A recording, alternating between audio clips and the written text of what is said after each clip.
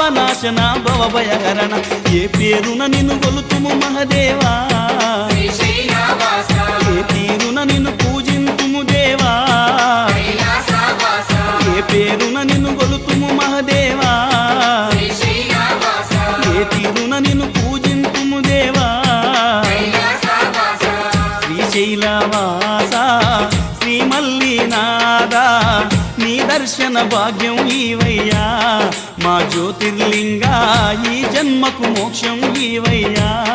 ఓం జై జగదీశ